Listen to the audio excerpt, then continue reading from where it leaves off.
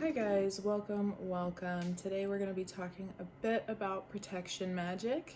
This has been a highly requested one, and I wanted it to be the first video that I put out in terms of like magical practice on my channel. So you're going to notice a few things. The YouTube channel here is more expansive. We're not just a tarot community. We are very much so about like spiritual growth and like just internal growth in general and bettering ourselves. Okay, so I want to just put a little disclaimer at the beginning of this saying, I'm not really here to convert you to think the way that I think or believe the things that I believe. This is just things that I have found work for me and things that I have learned over time. I've been practicing this sort of spiritual work for well over 15 years now, if not longer. And yeah, let's get into it. If you don't know who I am, my name is Sparrow. I'm a tarot reader. I've been reading tarot for over 15 years. I'm a Reiki master teacher. I don't currently take students though. But I've been practicing Reiki as a Reiki practitioner for about 8 years now, a little over. And I've been a psychic medium my whole life. I specialize in speaking to people on the other side, people who have passed on, as well as communicating with source spirit. So, for me personally, I have found that there is one very key component when you're talking about doing any type of magical workings or spiritual workings. You title this kind of work however feels comfortable to you, okay? That key component is being able to connect, right? So I always tell people that the baseline for any energy work that you're going to do really should be meditation and learning how to tap in. Meditation looks different for everyone. This isn't a video about meditation, but I just want you to know that it's really just a way to take a moment and connect with yourself, with your higher self, and with your spirit team. And now when I say spirit team, I am talking about what people might refer to as spirit guides. I prefer to say team because I believe that we work together more so than they like take our hand and guide us. While that does happen from time to time, it's very much so more about you working alongside them, right? Nobody's gonna like give you a roadmap and tell you what to do. You got to do some of it too. So your spirit team are your ancestors, any deities that you might work with, your higher self. And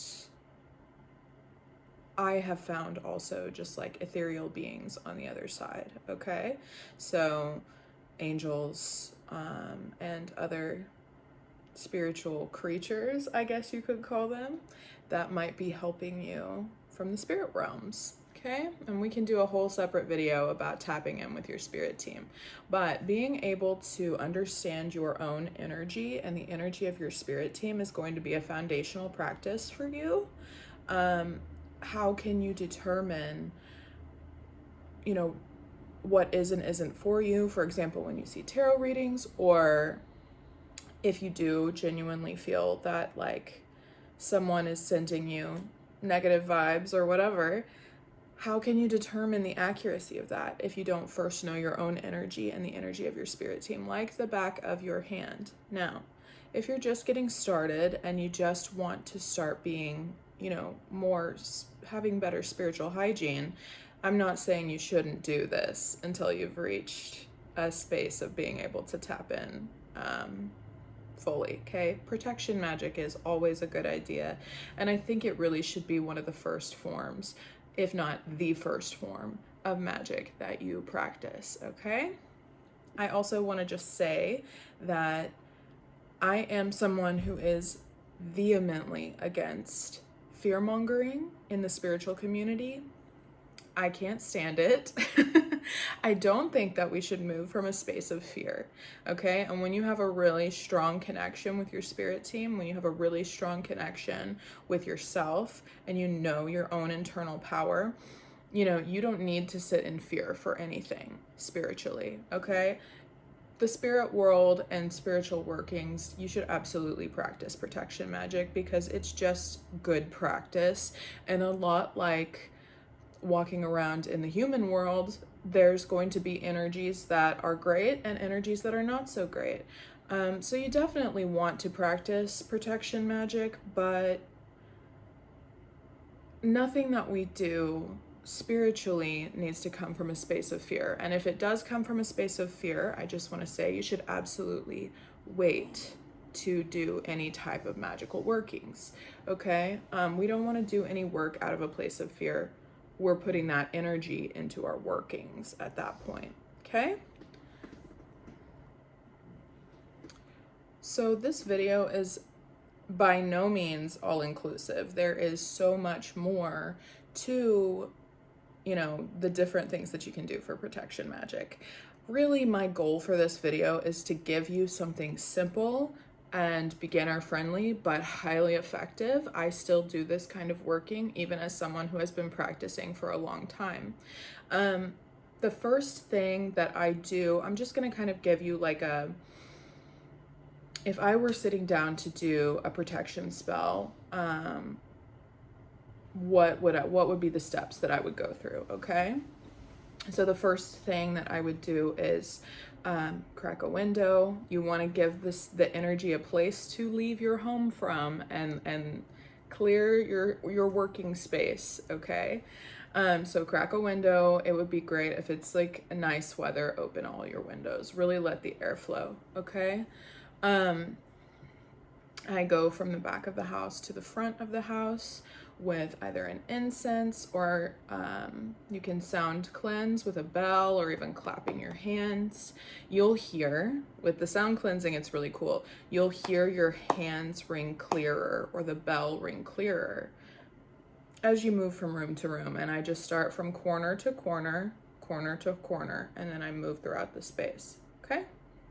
You can do the same thing if you're using incense to cleanse, okay? The sound cleansing is just as effective, and it's great for people who maybe have sensitivity to like smoke and things like that. Yeah, you want to get your space clear, okay? As you do this, have the intention that you are ridding your home and your space of any negative or stagnant energies that simply don't serve you. You can put on a simmer pot if you'd like. If you're not sure what simmer pots are, I highly recommend looking into them. It's basically just a pot of water, or you can use different liquids, to be honest with you. I like to just use water on your stove with, there's usually like a citrus base, like oranges, lemons, that kind of thing, and different herbs for protection. Cinnamon is a great one. So you might throw on a simmer pot with oranges, cinnamon, vanilla extract, and rosemary and lavender in there, okay? And these are all herbs that have spiritual properties to them to help aid in protection, calming, cleansing of the space, okay? So you might throw that on the stove and let that come to a boil and then turn it down to a simmer to help sort of create this very safe atmosphere. Something else that I really want to mention is that in my belief system, I strongly believe that while everything that we do spiritually does have, like, you know, lavender for relaxation. There's a real thing there with that, right? There are tangible, real elements to it. But I just want to note that everything that you do magically, I have found, is really just a way to do something in the 3D so that your human mind can wrap itself around what you are doing spiritually, okay? So what does that mean? That means that this is just a really tangible way for you to see and physically move out the energy work that you're doing. It makes it a little more effective. That also means that you don't really need to spend any money if money is ever a concern for you. You don't have to like go out and buy a whole bunch of witchy stuff and materials, although if you can and you want to, it's certainly fun. But magic and being magical and being spiritual doesn't cost anything. So this is all very intention based, and it's a great way for you to sort of represent, give yourself a physical representation of the energy work that you're doing. Okay, so we've opened our windows, we have sound or smoke cleansed our home, we have maybe put on a simmer pot. You could light candles that evoke like positive feelings within you. White candles, just so you know, can be used for any and all colors of candles to represent them, okay? And from this point, you know, oh, I meant to mention as well, you can put on music that makes you feel good while you're doing this working, or that makes you feel empowered, okay? Or you can put on like sound cleansing. That's great too.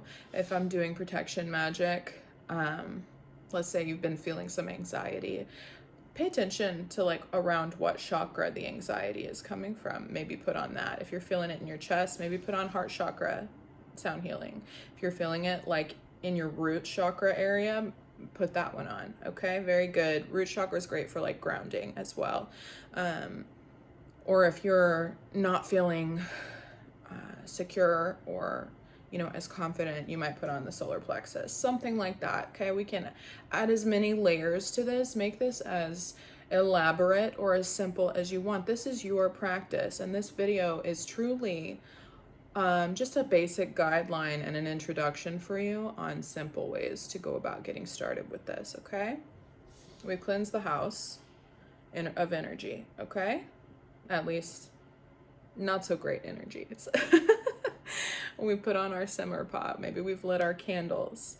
From this moment, you can take some time to go to maybe a doorway, if you have two doorways. This is where it really gets like, you can do this or not, right? I like to take some crystals sometimes. These are amethysts, but you could use, I'm showing you how little they can be really, protection stones, and I'll try to remember to create like a protection stone list at the end of this for you. This is tiger's eye, great protection stone. I might sit one at the base on either side of the door with the intention that there is protective energy being placed there, preventing things from coming in. We've cleared them out. We want to prevent things from coming in, okay? So you might sprinkle dried eggshell dust in your windows or a little bit of salt, okay? You are essentially creating a barrier around your home and around your space to prevent the energy from coming back in. How often do we need to do this? Great question. Awesome question. Once a month, about once a month would probably be good, okay? Now, let's say you feel like someone has been sending you nasty energy or someone has cursed you. By the way, that's very, very unusual in my experiences. But I can't say it doesn't happen, because it absolutely does. So, or let's just say you feel that maybe someone is thinking nasty thoughts about you. Okay, we're gonna do a very, very basic return to sender spell. I have a little candle plate here. I got it for like $12 at a witchy shop, but I'm sure you could find one like at the Goodwill or like at like an estate sale or something. I don't know. Spend as little or as much money as you want, okay? And I have a little black candle. Something important to note, you are going to want this candle to burn down all the way. If you don't have a lot of time, use a birthday candle. Also, birthday candles are a great and inexpensive way to practice candle magic, and they burn super quickly, and you get a bunch of colors in one pack. Typically, and I'm not going to actually do it right now, I will heat the bottom of my candle and stick it to my plate so that it doesn't go anywhere. Okay, you might have a little candle holder. Great, you don't have to worry about that. You want to surround the candle in salt. This is a symbolic and literal circle of protection, okay? And then you might add some protective herbs in there, okay? You might add rosemary, you might add, again, you could do a little bit of like ground cinnamon. You can find comprehensive lists of protective herbs through a basic Google search, okay? But I'll again, like with the crystals, I'll try to put a little list for you guys at the end of this video or on the screen as I'm talking about it. So we've set up our candle, okay? And we want to just really take a moment to tap in and check in with our spirit team. And it's at this point that you would want to like speak your intention above the candle, okay? Something very sort of basic that I like to say just about every time I do a protection candle or a return to sender spell is I speak it into existence that I am calling back my energy from anyone and anything that does not serve my greatest and highest good. No energy is allowed to come near me or my energy or my home without my express consent and permission. I speak it into existence that any energy sent to me that is not expressly welcomed in is returned. Now, some people have differing views here. Some people like to send it into the universe and have it transmuted, and I think that that's very sweet. But I do believe in practicing a little bit of baneful workings, and if you're sending me it, you're gonna get it back, babe. That's how I practice. You do you, okay? So I send it back. And if it's particularly nasty, I'll send it back times 10. Mess around and find out. I'm trying so hard not to swear in these videos. Anyway, after you've spoken your spell over the candle, you're going to light it. Yeah? You can write your own spell. You can use the one I just gave you as an example. And light the candle and let it burn all the way down, okay? The garbage truck decided to make its morning debut while I'm filming this. Anyway, you're now lighting your candle, and as the candle burns, the spell is going to do its thing, all right? Now, these can be pretty potent spells. It might seem simple, it might seem short and sweet, but it is absolutely effective. It's imperative that you understand that and you believe that, okay? That would be a quick, beginner-friendly, but effective for all practitioners way to get your space ready. And by no means do I want to say that this is like all my ideas. No. If you search protection magic, this is going to be some standard stuff that you find, okay?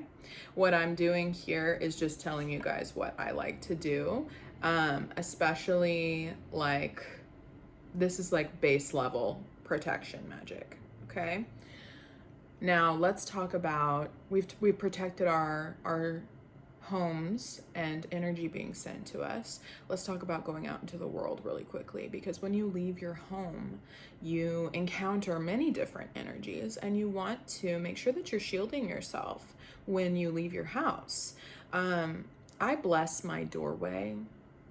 I like to bless my front door.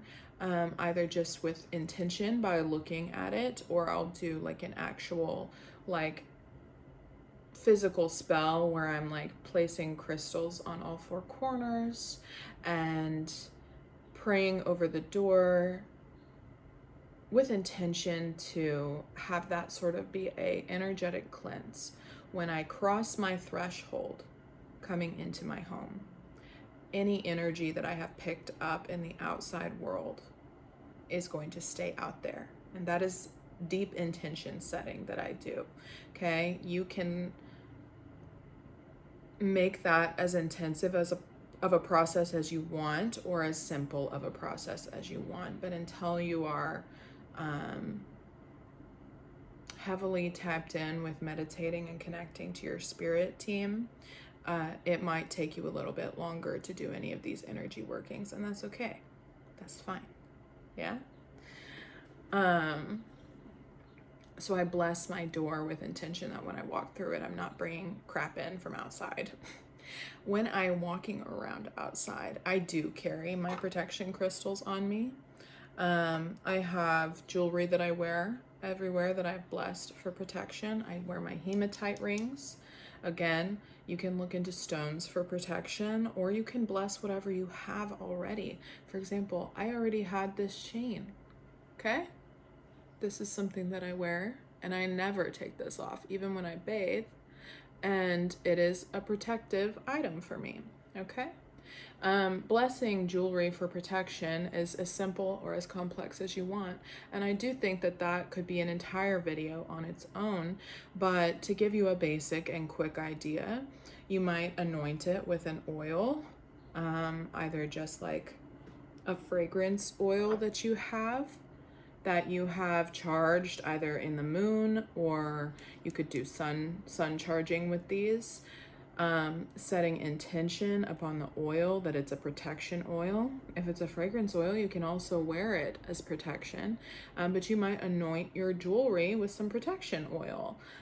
You might just put your jewelry in your hands and pray over it. If you're recovering from toxic spirituality, just know that we freely use words in here like praying, faith, that type of thing. You're gonna worship, okay? If you're worshiping a deity, for example, we're gonna reclaim those words, and we're gonna reclaim that energy, because those words are for everyone, not just that faith. Okay? So you might wear protective jewelry out in the world. You might bless your clothing. You might wear a cloak. Let's bring cloaks back. Veiling is a great way to protect yourself, covering your head. Wigs are an excellent way to veil your crown chakra. Who'd have thought? Beautiful way to veil your crown chakra. Hats, great way. You might get like an actual veil if you're like a cool badass who like, oh my gosh, I can't swear. I'm trying. If you're like, very fashion forward, you might want to like throw on like an actual like veil. Protecting yourself, there's a million little ways to do it when you leave your house, but those are just a few simple ones. Okay, I think I'm gonna leave it there for this protection video. That's very, very basic, very light, but I really wanted to get this out for you guys because I've had a lot of people ask me about protection magic. And I just want to say everything you did for your home, because someone mentioned this actually recently, and I was like, we're getting ready to release a protection video. Don't worry, I got you. The car, your workplace, anywhere that you go, your bicycle, okay? Your shoes, you can put protection spells on all of these things. The way that you would cleanse your car, for example, very similar to how you would cleanse your house. Light an incense. I keep an incense holder mounted on my dash. I super glued that thing down, and I use mini half incense sticks. And sometimes I just ride around with that incense lit, babe. So, you can also obviously like hang protective crystals from your rearview mirror. You can put them throughout your car. Yeah, there's all kinds of things that you could do. You could bless your seat covers. Get creative with it. There's so much that you can do with protection magic, and it is the foundation, in my opinion, of any magical practice. Okay, so we want to be able to tap in first and foremost, learning mindfulness techniques, breath work, and meditation. And then we would start with protection magic, because if you're not protecting yourself first you have no business opening yourself up to doing other kinds of magical workings. Again, just my opinion, but don't take my word for it. Okay, guys, thank you so much for hanging out with me. If you guys are interested in seeing me perform rituals regularly, or having me do energy work for you, please consider joining our Patreon community. We do at least one monthly ritual together where I perform a ritual for everyone in the community. I have hopes for you all to be able to buy ritual work from me on an individual basis, but we're baby steps. We got a lot happening right now. We also have like a monthly book club where we all decide on a book that we're going to read together so that we can grow our spiritual knowledge and learn more. And it's just a really cool community where we can engage with each other and learn and grow and heal together. Okay, we have weekly Patreon only subscriber streams. It's a cool space and I recommend checking it out. I'll post all the details below so that you can find links to everything, okay? Thank you so much for hanging out with me. Listen, if no one has told you this yet today, I love you and I'm proud of you. Please love and be proud of yourself. You deserve to. You're doing your best, and that is always going to be more than enough. Never forget that. And I hope that you do at least one kind thing for yourself today, one form of self-care, even if it's something as simple as brushing your teeth, drinking a glass of water, or washing your face before you go to bed tonight. Okay? Thanks, guys. I'll catch you next time.